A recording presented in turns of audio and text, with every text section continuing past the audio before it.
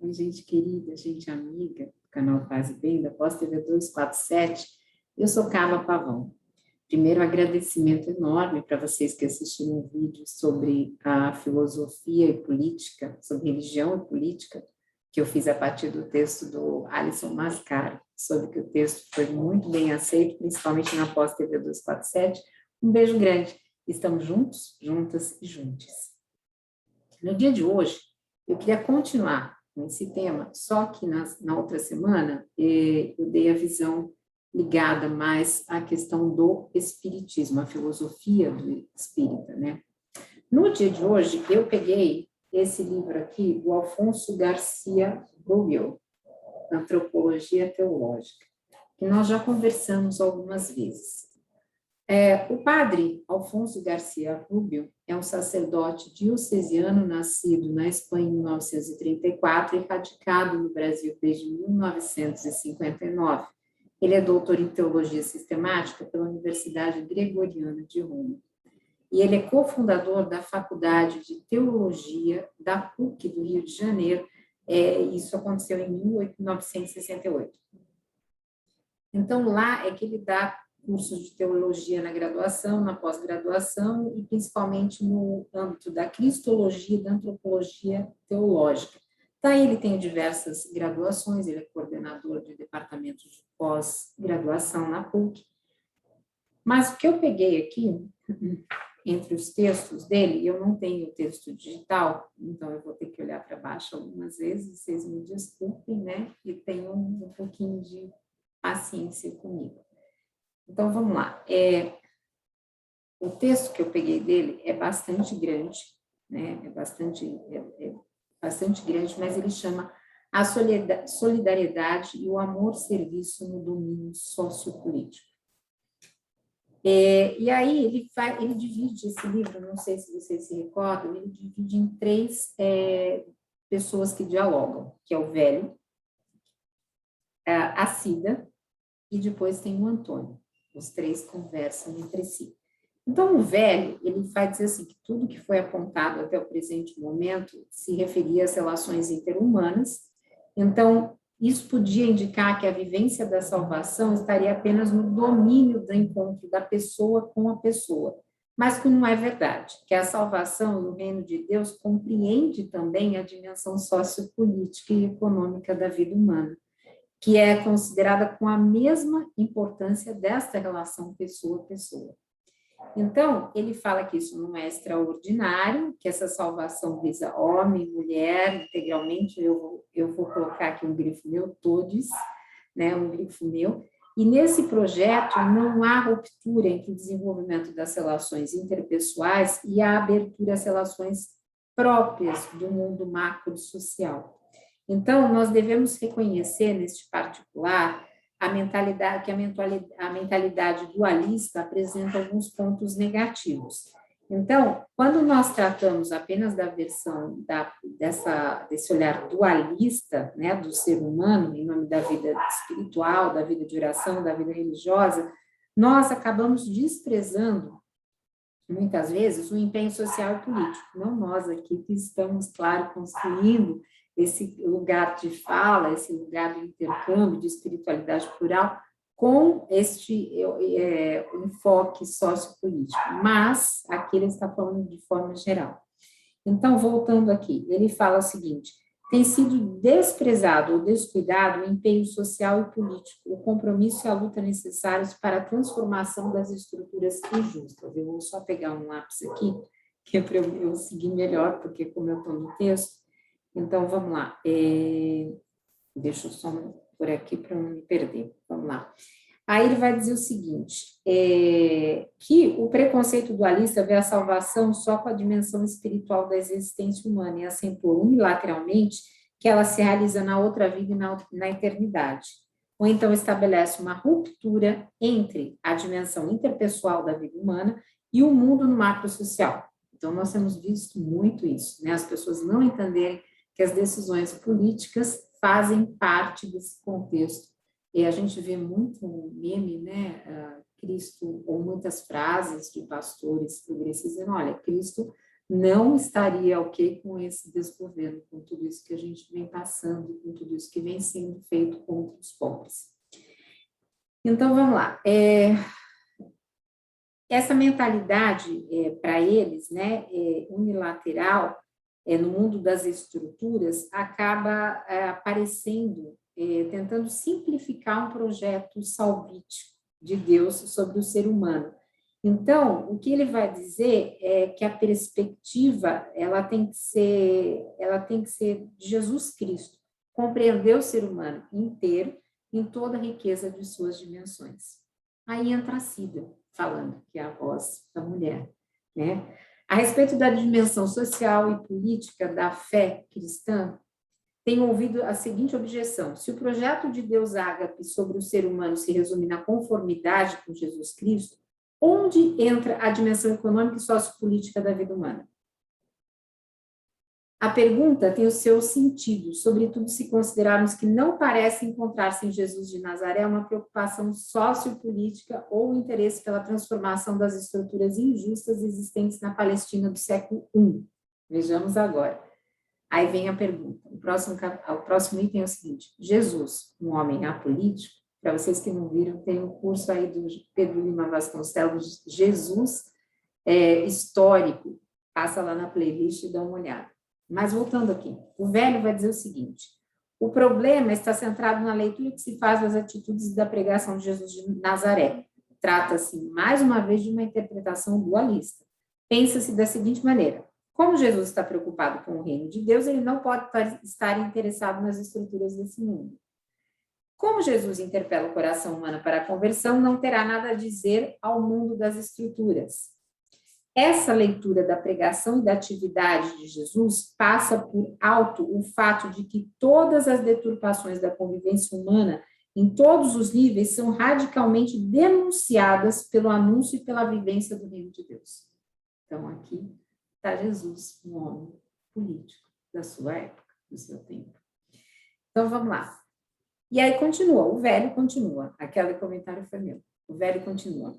Esquece-se que de todas as formas de opressão e de dominação em nome do poder econômico, político, social e religioso, ou de qualquer outro poder, são contraídas à vivência do reino de Deus.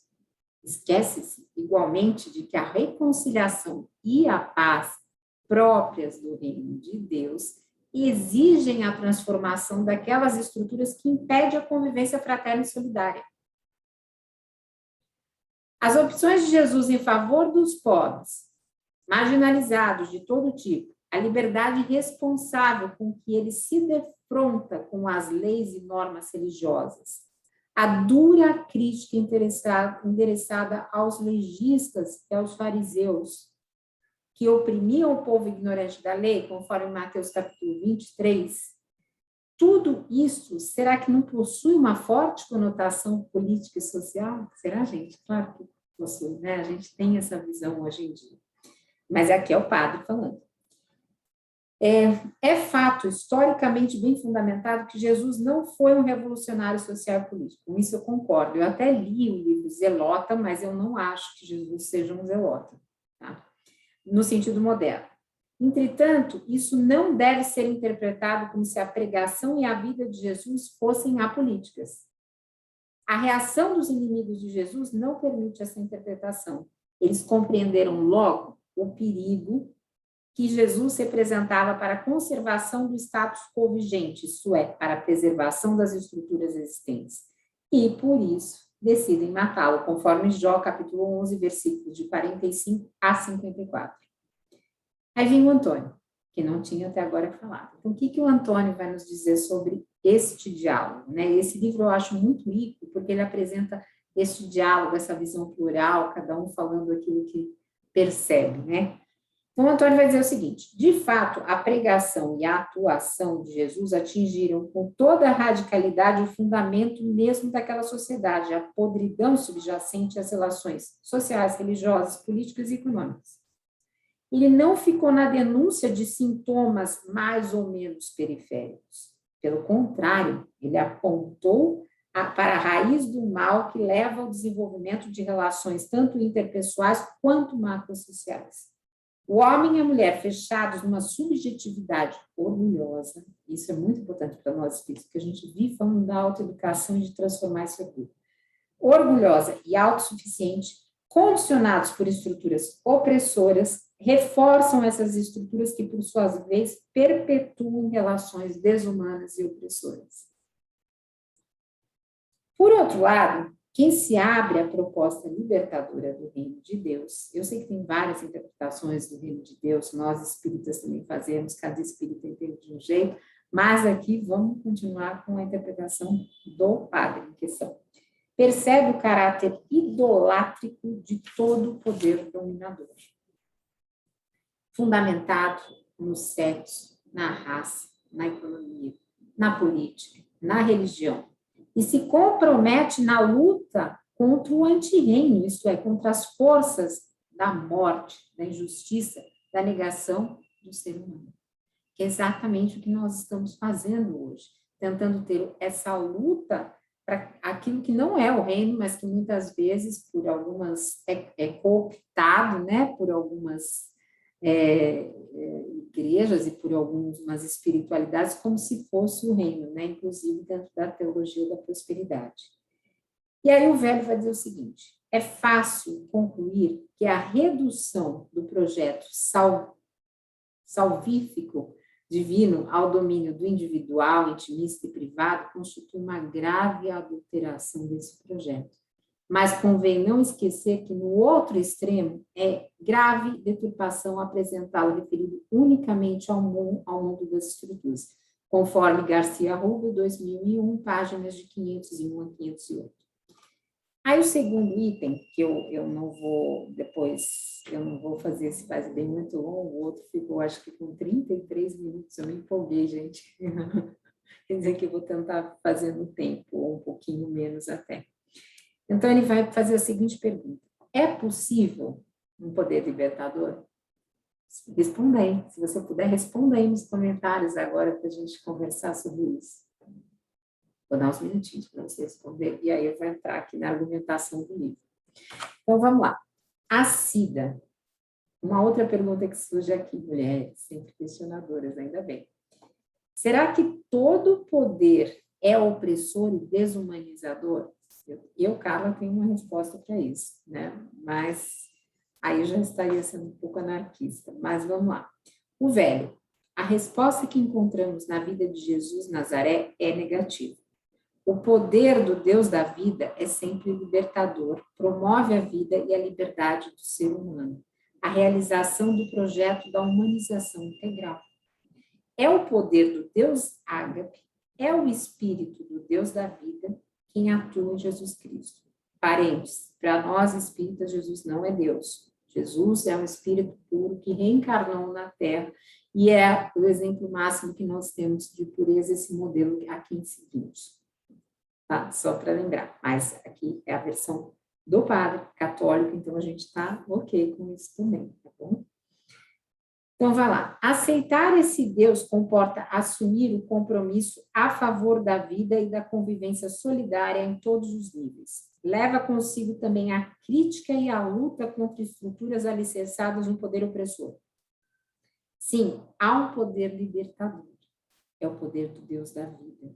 O poder que atua na pregação, nas atitudes, nos milagres de Jesus Cristo. Parênteses, para nós espíritas não existem milagres, tudo é explicável diante dos fluidos e todas as relações da natureza, inclusive da mediunidade, etc. e tal. Quem perdeu, temos as obras do filósofo do Espiritismo, Allan Kardec, que são estudadas no programa Caminhos do Espiritismo, que é feito pelo Sejus, que é o coletivo de estudos Espiritismo e Justiça Social. Fechando parênteses. Voltando ao texto aqui. Quem está falando é o velho. Aí ele vai dizer assim: é o poder que atua na vivência da solidariedade e do amor-serviço. É o único poder que tem futuro. O poder que domina, oprime e nega o outro não passa de uma ilusão trágica, concordo plenamente, ocultando nas suas entranhas uma fraqueza congênita. É o poder da morte que leva à morte. Nós temos visto isso diariamente nessas relações aí com o nosso, nesse mesmo governo, esses discursos que fazem, desfazem, depois é bilhete, depois, né? A gente tem visto isso. o Antônio vai dizer o seguinte: dito tudo, temos certeza, por causa da ressurreição de Jesus Cristo. A ressurreição mostra o sim dado pelo Deus da vida, as atitudes, a pregação e a entrega de Jesus até a morte. Parênteses, claro, nós espíritas não acreditamos na ressurreição, mas aqui é um texto católico, então seguimos com o texto conforme ele se posiciona. O caminho percorrido por Jesus é o caminho querido pelo Deus da vida, e a ressurreição é vista assim como a vitória da vida sobre as forças da morte, a realização do projeto divino sobre a humanização, salvação do ser humano. Todavia, note-se, cuidadosamente, não tem sentido algum a ressurreição separada da vida vivida por Jesus e do significado da sua morte na cruz. Vejam bem, nós, espíritas, não acreditamos na ressurreição, mas nós estamos de acordo com esse princípio ético, porque é a ética que permeia esse contato entre as diversas espiritualidades.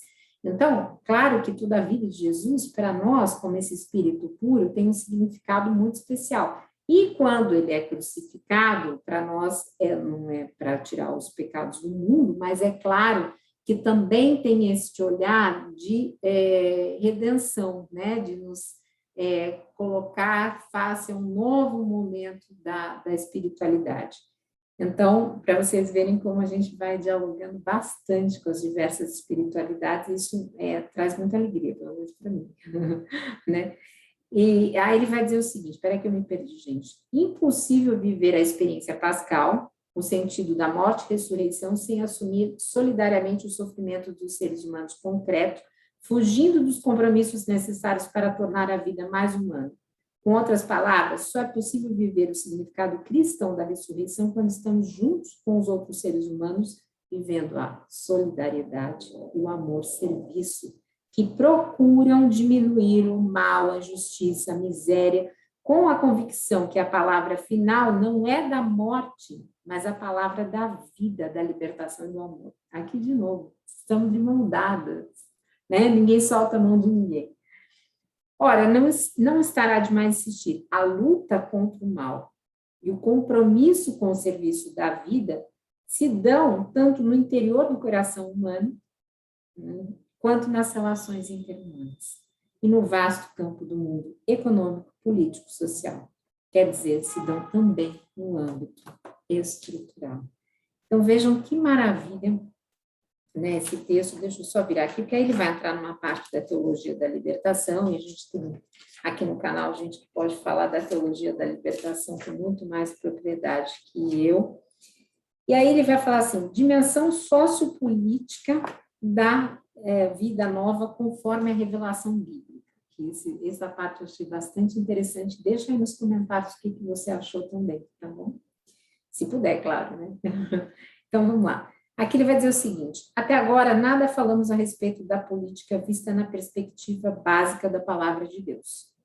O que nos ensina ela sobre a dimensão política da vida humana?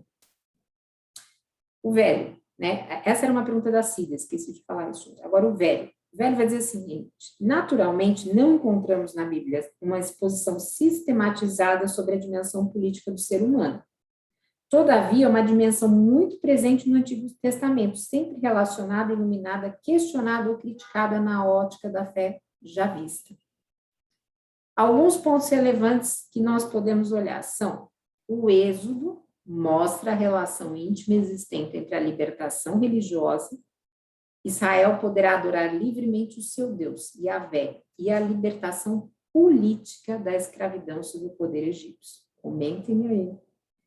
O poder político é uma realidade valorizada no Antigo Testamento, mas, ao mesmo tempo, trata-se de uma realidade que facilmente se absolutiza, derivando para a idolatria. Valorização e relativização do político, uma tensão que percorre toda a história de Israel no Antigo Testamento. Se, por um lado, a salvação oferece Yahvé, ela não se identifica com nenhuma política humana. Por outro lado, a vivência dessa salvação inclui a dimensão política e, notadamente, comporta a instauração de relações de justiça em diversos níveis. Tá vendo?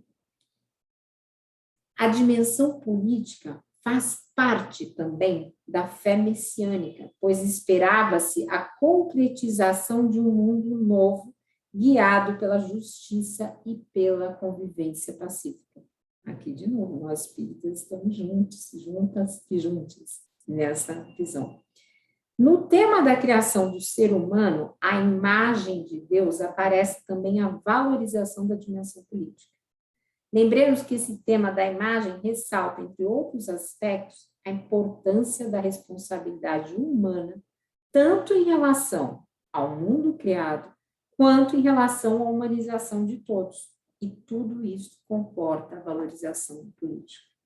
Para você que está zapeando aí agora, que encontrou o canal Paz e Bem, inscreva-se no canal, venha fazer parte com a gente desse movimento, dessa espiritualidade plural que valoriza, sim, o político. Aí o Antônio vai dizer, no Novo Testamento, a dimensão política da vida humana, como todas as realidades deste mundo, é vista sempre em conexão com o reino de Deus, e assim em relação com a salvação cristã. De novo, carentes para nós espíritas, não falamos em salvação, falamos de um processo de educação para a vida eterna, para nós é eterna e variada, e se manifesta em variadas existências no corpo, mas a gente entende esse contexto aqui, claro que, né, estamos fazendo esse diálogo aqui interreligioso. Vamos voltar aqui, o velho vai dizer o seguinte, é verdade, toda absolutização do poder político é condenada como idolátrica, conforme Apóstolos, capítulo 14, versículos de 6 a 7, e depois de 13 em diante. Todavia, dentro dos seus limites, reconhece-se a validade e a necessidade do poder político, conforme Romanos, capítulo 13, versículos de 1 a 7. Esses tempos... não é apóstolo, gente, falei errado, tá? É Apocalipse, desculpa. Esses textos de Romanos e do Apocalipse apresentam de maneira clara a tensão entre fé e política também no Novo Testamento. Aí tem uma nota aqui de rodapé, dizendo que se a gente quiser ver mais sobre fé e política na perspectiva bíblica, tem uma obra dele de 2001, que a gente pode olhar. Depois, se vocês quiserem, eu posso procurar, deixa aí nos comentários. Então, para finalizar, o que ele vai dizer? Na perspectiva do Novo Testamento, o que é importante? Importante é a constatação de que a pregação de Jesus de Nazaré, as suas atitudes, opções e comportamentos, bem como o sentido da sua morte e da ressurreição, tinham um considerável alcance político, sendo improcedente toda tentativa de reduzir o acontecimento que é Jesus ao mundo do privado e intimista. Então, aqui está o resumo, né? Deixa eu só anotar que eu já fiz isso aqui, senão depois eu esqueço, eu não posso esquecer, porque é muito programa que a gente faz, né? E, então, eu queria convidar vocês que estão aí no multiverso católico, mesmo que não estejam como eu, que deixem seus comentários sobre essas reflexões. Quem puder comparar aquilo que o Alisson filosofou acerca da religião e política com isso, deixa aí nos comentários um resumo que eu vou adorar ler. Tá bom, gente? Tem Caminhos do Espiritismo. Para você que não está inscrita no canal Paz e Bem, faça sua inscrição. Seu like é muito importante para essa construção dessa espiritualidade plural e progressista. E nós nos vemos na próxima semana. Lembrando que toda a programação continua aí. Dória Encontro, com Boas Palavras, Cláudia Guilherme, com os momentos aí de psicologia, e fora isso, nós temos o Paz e Bem todos os dias, o Caminhos do Espiritismo, e vamos construindo esse novo momento. E a Fernanda Carlos Borges, com Filosofia e Vida, gente. Vem com a gente, um beijo grande. Paz e Bem, gente, Paz e Bem.